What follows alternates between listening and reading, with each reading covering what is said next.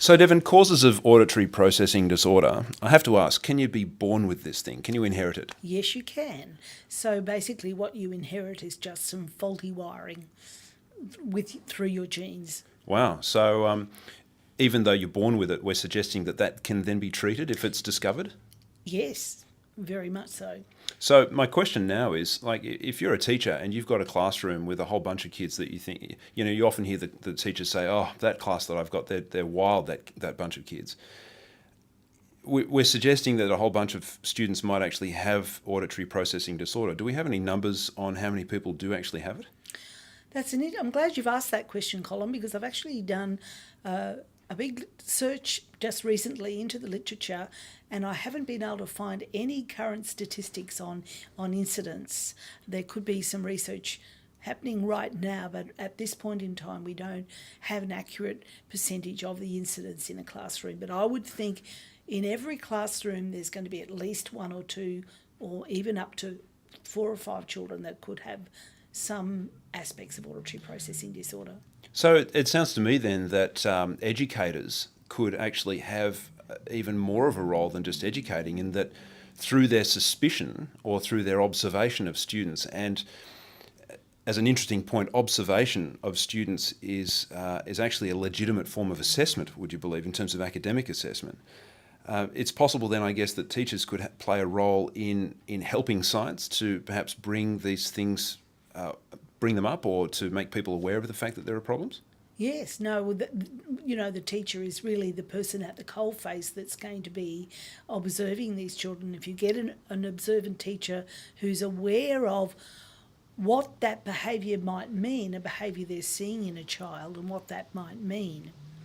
Well, from my experience in the classroom, I have to be honest and say that I've often felt a little bit uncomfortable about perhaps suggesting that someone might have a hearing problem.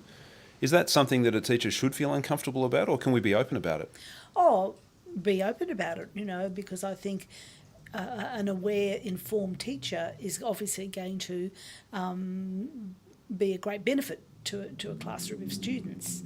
Some of the things that a teacher might observe in a child who could have a processing difficulty would be things like children who aren't able to remember the instructions. So halfway through the instruction, they've forgotten what the teacher says. They might remember the very last bit, but not the first bit.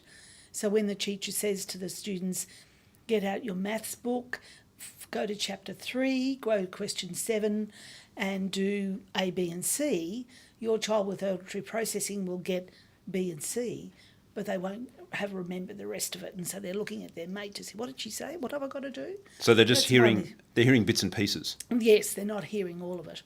Or it's your student who, if there's a lot of talking being done in the classroom, they'll seem to just drift off because, again, the brain's overloaded and they can't take in any more information because the brain's gone on auditory overload.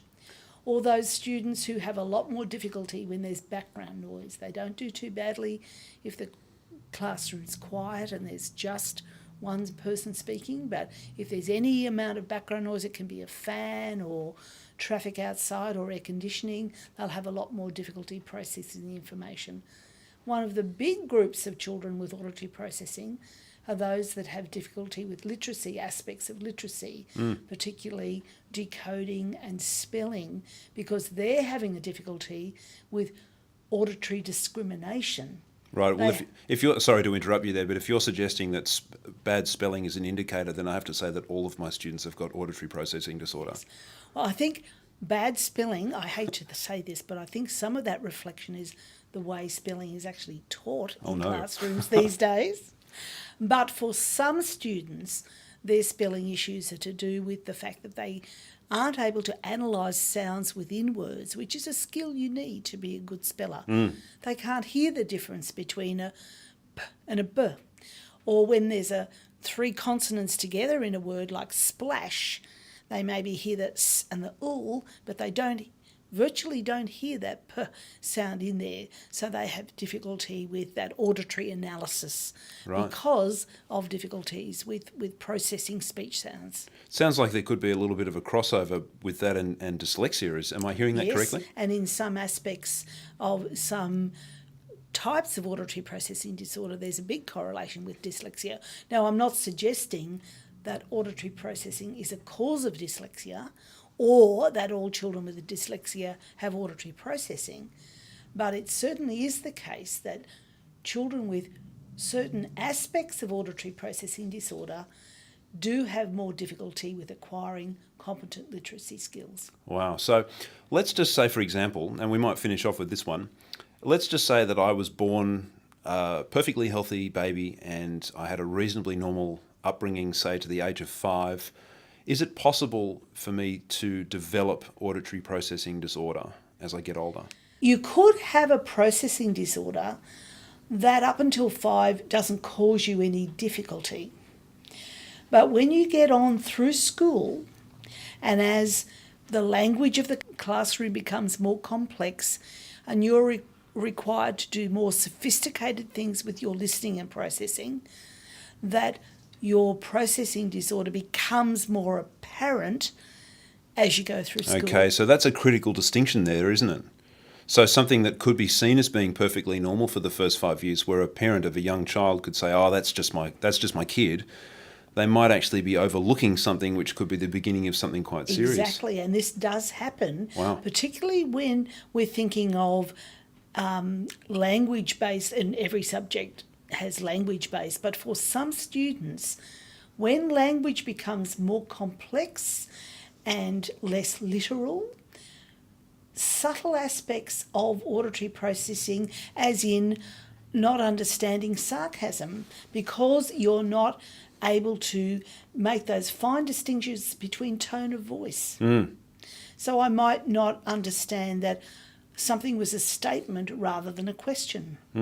Or I can use the same words to be complimentary or insulting. And if I have a problem with processing those subtle tonal differences in speech, I can misinterpret what's being said to me.